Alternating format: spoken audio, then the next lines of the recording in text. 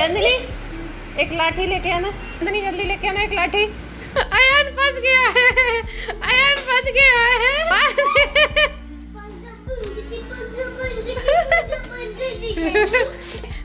इस लड़के ने कपड़े का स्टैंड सही नहीं छोड़ा, बाहर कपड़े सुखाने की जगह नहीं बची है और ये स्टैंड का इसने काम तमाम कर दिया है। Hello hello hello, good morning friends, कैसे हैं सब? आई होप सब अच्छे होंगे, सब भले चंगे होंगे। और आज है दिन ट्यूसडे, टाइम हो रहा है सुबह के 11 बजे हैं। पंखा मेरा बहुत गंदा हो रहा है क्योंकि घर की पूरी सफाई हो गई है, ये नहीं साफ़ हुए हैं अभी तो ये इतनी जल्दी गंदा भी तो और साफ नहीं दिख गए हैं। हाँ, ये हॉल का जो पंखा है ना, ये वाइट कलर का है, ये बहुत जल्दी गंदा होता है और बीच में तो खैर कर ही नहीं पाए इसलिए और गंदा है। आज हम बनाएंगे आज हम बनाएंगे मारवाड़ी थाली। और वैसे तो मारवाड़ी थाली में बहुत सारी चीज़ें होती हैं, बहुत सारी चीज़ें तो नहीं, लेकिन उनमें से कुछ चीज़ें मैं बनाऊंगी जो कि मेन खास चीज़ें होती हैं। तो सबसे पहले तो मैं बनाऊंगी गट्टे की सब्जी, क्योंकि गट्टे की सब्जी सबसे स्पेशल होती है मारवाड़ी थाली में।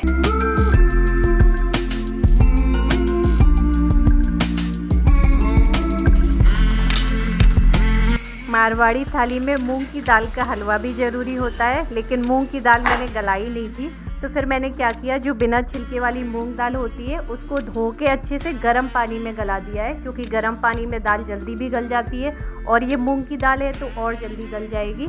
और यहाँ पर मैंने गट्टे के लिए बेसन छान लिया है और बेसन में मिलाया है थोड़ी सी हल्दी, थोड़ी सी लाल मिर्च, थोड़ा सा नमक, थोड़ी सी हींग, थोड़ा सा जीरा, थोड़ा सा ऑयल, थोड़ा सा दही, क्योंकि दही मिलाने से गट्टे का टेस्ट बहुत अच्छा आता है, बहुत सॉफ्ट गट्टे बनते हैं। और बस दही मिलाने के बाद में क्या करेंगे, इसका एक डो लगा लेंगे, टाइट सा डो लगाएंगे ताकि गट्टे हमारे अच्छे से बन जाए। और बस ये लग गया है डो। तो बनाऊंगी तो मैं सारी चीज़ें जो मारवाड़ी थाली में होती हैं, मेन चीज़ें, लेकिन सब कुछ थोड़ा थोड़ा सा ही बनाऊंगी ताकि चीज़ें ख़राब भी ना हो और हर चीज़ का टेस्ट भी मिल जाए। तो यहाँ पर मैंने गट्टे बना लिए हैं।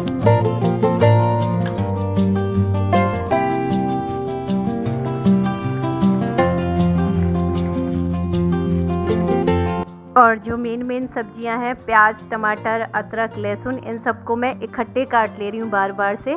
और यहाँ पर गट्टे भी अच्छे से बॉईल हो चुके हैं, अच्छे से पक गए हैं, तो इनको मैं काट लूँगी छोटा छोटा सा, ना ज़्यादा पतले और ना ज़्यादा मोटे, मीडियम साइज के।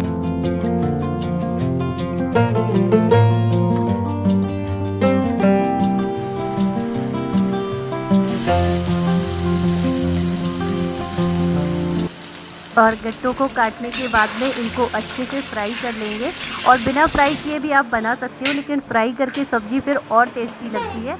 और फिर उसी कढ़ाई में सब्ज़ी छौंक लेंगे और छौंकने में मैंने हींग, जीरा, तेज़पत्ता, खूब सारा प्याज, अदरक, लहसुन, ये सारी चीज़ें डाल रही हूँ। और आज अच्छा भी लग रहा है, कुछ अलग से बना रही हूँ, क्योंकि कितने दिन हो गए वही दाल चावल सब्जी रोटी दाल चावल बन रहा था, लेकिन आज इनका भी मन था कि मेरा मुंह का टेस्ट ख़राब है, आज कुछ अच्छा बनाओ। तो मैंने कहा क्या अच्छा बनाओ, बहुत सोचने समझने के बाद मैंने कहा मारवाड़ी थाली अच्छी है, क्योंकि इसमें सारी अच्छी चीज़ें होती हैं। और यहाँ पर मैंने टमाटर के बाद दही भी डाल दिया है, क्योंकि दही से ग्रेवी अच्छी बनती है।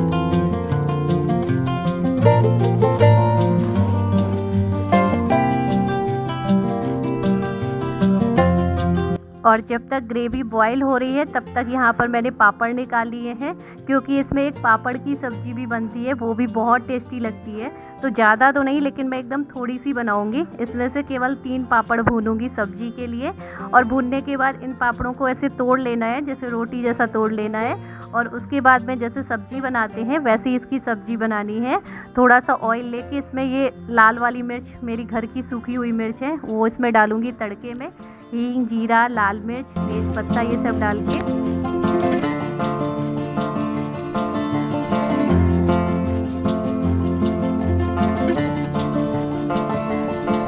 और जो बचा हुआ कटा प्याज टमाटर इकट्ठा मैंने काटा था, वो सारा मैंने इसी सब्ज़ी में डाल दिया है।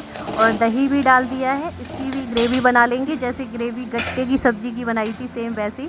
और जैसे ये ग्रेवी अच्छे से बॉईल हो गई है तो इसमें डाल देंगे हम ये पापड़। और पापड़ डालने के बाद सब्ज़ी को ज़्यादा नहीं पकाना है, सिर्फ 7-8 सेकंड तक पकाएंगे। और ये देखिए गट्टे की सब्ज़ी भी तैयार हो गई है, पापड़ की सब्ज़ी भी तैयार हो गई है। दोनों सब्जियां बहुत अच्छी दिख रही हैं। और चलिए अब आगे चलते हैं।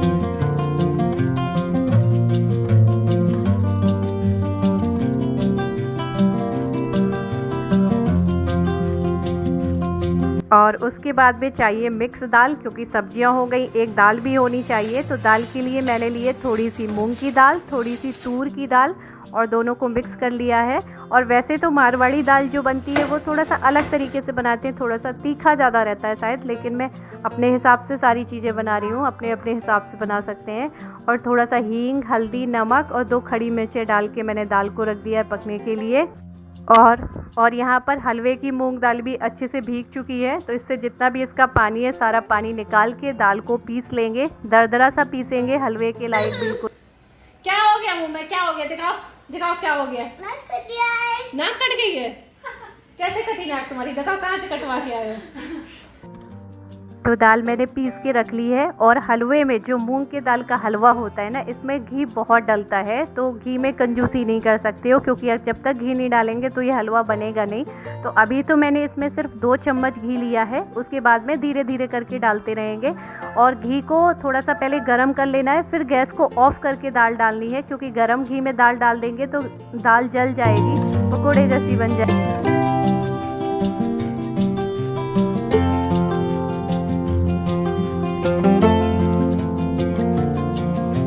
और जैसे ही दाल घी में अच्छे से भुन गई है तो मैंने इसमें डाल दिया है दूध 2 गिलास भर के, और बस। और बीच बीच में मैंने इसमें 3 चम्मच घी और डाला था, जैसे जैसे ज़रूरत होती गई वैसे वैसे। चीनी डाल दी है, इलायची का पाउडर डाल दिया है, मेवे डाल दिए हैं, और बस इसको धीमी आंच में लगातार भूनते रहना है। लगभग 25-30 मिनट ये हलवा ऐसे ही भुनेगा।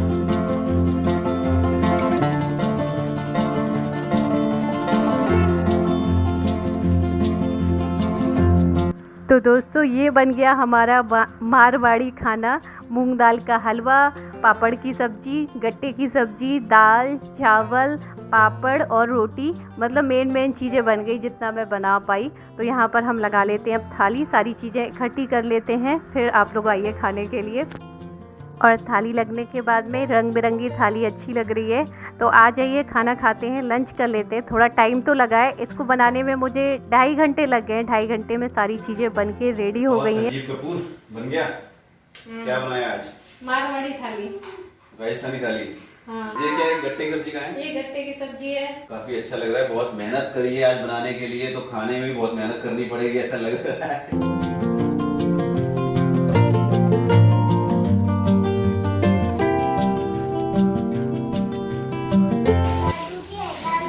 दाल रोटी नहीं है, ये राजस्थानी थाली है।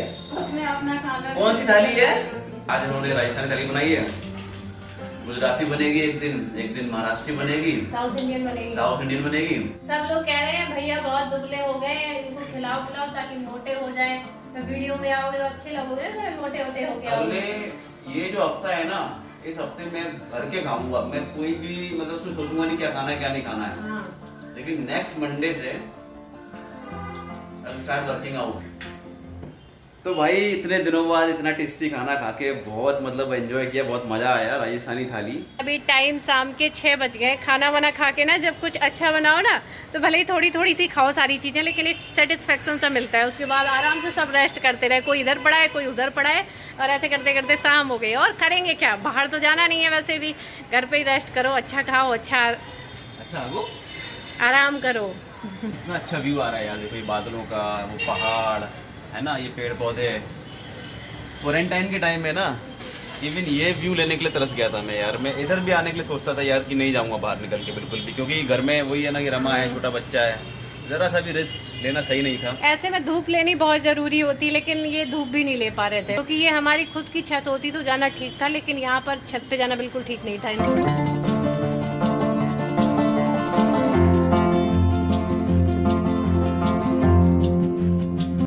यहाँ पर अब एक दिन छोड़ के एक दिन मैं काढ़ा बनाती हूँ, डेली नहीं बनाती हूँ। तो यहाँ पर बनाया है शाम का काढ़ा। अभी बजा है रात का 10 और पूरा सन्नाटा हो चुका है यहाँ पे। और अभी तो रात का टाइम है इसलिए सन्नाटा हो गया, वैसे भी जल्दी हो जाता है अब। लेकिन कल से तो यहाँ पर टोटल लॉकडाउन लगने वाला है आंध्र प्रदेश में। दोपहर के 12 बजे से दूसरे दिन सुबह 6 बजे तक सब कुछ बंद रहेगा, केवल ज़रूरी चीज़ें होंगी, लोगों का मूवमेंट बिल्कुल भी नहीं होगा। और लेकिन अगर आपको कुछ डेली नीड्स की चीज़ें खरीदनी है, ज़रूरत की चीज़ें, दूध वगैरह, तो वो आप सुबह के 6 बजे से 12 बजे तक खरीद सकते हो। इसके अलावा कुछ भी नहीं ले सकते हो। उनको ऐसा नहीं लग रहा है कि थोड़ा लेट लगा है लॉकडाउन और जल्दी लगना चाहिए? अगर लॉकडाउन लगता है तो उसमें भी कम नुकसान नहीं होता है, उसमें गरीब आदमी का मतलब बहुत नुकसान होता है। बहुत आदमी भुखमरी से मरता है, आदमी सुसाइड से मरता है। गवर्नमेंट क्लेम करती है, जैसे कि दिल्ली गवर्नमेंट ने अभी क्लेम किया कि जितने भी मजदूर हैं, डेली वेज वर्कर्स हैं ना, उनके अकाउंट में 5-5 हजार रुपए ट्रांसफर किए जाएंगे और उन्होंने स्टार्ट कर दिया है प्रोसेस। अब इस बात में कितनी सच्चाई है कि ये भी जा रहे हैं या नहीं जा रहे हैं, और सबके पास तक पहुंच पा रहे हैं कि नहीं, राइट, वो भी एक रीजन है। आप में से बहुत सारे लोगों के कमेंट्स आ रहे थे जो कि पूछ रहे थे कि जो मेरा जो चेस्ट का सीटी स्कैन कराया था मैंने, तो मेरा स्कोर क्या था। तो मेरा जो स्कोर था, मतलब आप लोग भी शॉक हो जाओगे जान के, 14 था आउट ऑफ 25, राइट। एंड इसमें एक पैरामीटर दे रखा है CORADS 5। तो 5 का मतलब क्या है, वेरी हाई। यहाँ पे आप देख रहे होंगे, यहाँ पे लिखा हुआ है वेरी हाई टिपिकल कोविड-19। तो मैं इस कैटेगरी में था, तो मतलब हाई रिस्क पे था मैं उस टाइम। और उसी दिन था जब डॉक्टर ने मुझे एडवाइस किया था कि आप कोई चांस मत लीजिए, रिस्क मत लीजिए और जाके एडमिट हो जाइए। मैं एडमिट हुआ ही नहीं, फिर मैंने अपना घर पे इलाज करा and by the grace of God end of course by the service of my wife मैं झेल गया वो चीज़ें और मैं ठीक हो गया। जो भी अगर मॉडरेट या सीवियर कोविड से गुजर रहे हैं तो आप लोग हिम्मत बनाए रखिए, जैसे कि मैं ठीक हो गया हूं तो आप लोग भी ठीक हो जाएंगे। आप लोगों के कई लोगों के ये सवाल था कि जब आप इस सिचुएशन से गुजर रहे थे, उनकी तबीयत इतनी खराब थी, तो आपके पड़ोसियों ने आपकी कितनी हेल्प की या नहीं की। तो मैं एक चीज आपको बता दूं कि ये कोविड ऐसी बीमारी है ना कि इससे सब डरते हैं अपने लिए, कोई ऐसे हेल्प नहीं करेगा। तो पड़ोसियों से तो हमें कोई हेल्प नहीं मिली। वैसे तो किसी के घर का पता नहीं चलता है, लोग अपने आप क्वारंटाइन हो जाते हैं, लेकिन मेरा तो वीडियो देख के सबको पता चल गया कि इनके घर पे ऐसी ऐसी दिक्कत है। फिर क्या, फिर तो ऐसा लग रहा था ना जैसे मैं कोई चोर लुटेरा हूँ। अगर मैं रोड की इस तरफ से आ रही हूँ तो मुझे देख के लोग दूर भाग जाते थे। कहीं ना कहीं ये चीज सही भी है, वही है ना कि अपनी सुरक्षा अपने हाथ में है। तो अगर वो ऐसा स्टेप ले रहे हैं, ठीक है, ऑब्वियसली रमा वो ठीक है। और सब लोग इतना पैनिक है, ये बीमारी ऐसी है, ये बीमारी ऐसी कि किसी को भी हो सकती है, अगर कोई भी कांटेक्ट में आता तो हो सकती है। लेकिन इनके डिपार्टमेंट वालों ने बहुत मदद की। मतलब बार बार ये बता रहे थे कि बार बार इनके पास फोन आ रहे थे, कहीं किसी का कि कैसी भी हेल्प चाहिए हो, कुछ भी दिक्कत हो तो हमें तुरंत बताना। मुझे मेरे डिपार्टमेंट से मेंटल सपोर्ट पूरा मिला, फिजिकल सपोर्ट, जो कि अगर मेडिसिन लेके आना, जो कि रमा के लिए पॉसिबल नहीं था, क्योंकि कोई पर्टिकुलर मेडिसिन वो हर मेडिकल स्टोर पे अवेलेबल नहीं रहती है। तो मेरे डिपार्टमेंट वालों ने ही लाके वो मेडिसिन मुझे उपलब्ध कराई, यहाँ घर तक आने, मतलब यहाँ घर तक आ गए वो देने के लिए। और उसके ऊपर भी अगर उनका कहना था कि सब्जी वगैरह नहीं है, कुछ भी नहीं है, तो हमें बता दिया जाए, और कुछ भी अगर सीरियसनेस होती है। इनफैक्ट जो डॉक्टर मैंने चेंज किया था वो भी मेरे सीनियर ने ही एडवाइस किया था, उन्होंने ही नंबर दिया था, उन्होंने ही बेड के लिए भी बात करी थी, उस दिन अवेलेबल नहीं था। एक चीज और मैं बताना चाहूंगा कि अगर आप जो चेस्ट का जो सीटी स्कैन है ना, उसको इतना रैंडमली मत कराइए। डॉक्टर अगर एडवाइस कर रहा है तो ही कराइए, बिकॉज सीटी स्कैन चेस्ट का कराना भी कहीं ना कहीं वो भी हमारे लिए मतलब रिस्की है, क्योंकि आपने सुना होगा कि एक्सरे जब हम कराते हैं तो एक्सरे से कैंसर का खतरा रहता है। तो जो चेस्ट का सीटी स्कैन है वो 350 गुना ज्यादा खतरनाक रहता है, डेंजरस रहता है as far as this cancer is concern, क्योंकि उसमें होता क्या है कि इतना रेडिएशन निकलता है, जो सेल होती है ना हमारी, वो सेल डैमेज हो जाती है, फिर उसकी दूसरी उसको वो रिक्रिएट करती है, दूसरी एक डुप्लीकेट कॉपी बनती है जो कि डिफरेंट हो सकती है, और इसी को हम कैंसर कहते हैं। तो अगर आप स्कैन कराने जा रहे हैं तो अपने डॉक्टर के प्रेस्क्रिप्शन के बाद ही कराइए, रैंडमली जाके मत कराइए। इसी के साथ करते हैं वीडियो को एंड, मिलते हैं नेक्स्ट वीडियो में। आज के दिन से बोलते हैं बाय बाय, गुड नाइट, और अच्छे से रहिए, घर पे ही रहिए, बाहर बिल्कुल मत जाइए, जब बहुत जरूरी हो तब जाइए। वीडियो अगर पसंद आया है तो लाइक कर दीजिए। आजकल रमा पता नहीं इतनी टेंशन में रहती है कि लाइक जरूरी नहीं है, अभी सबको अपना ध्यान रखना ज्यादा जरूरी है।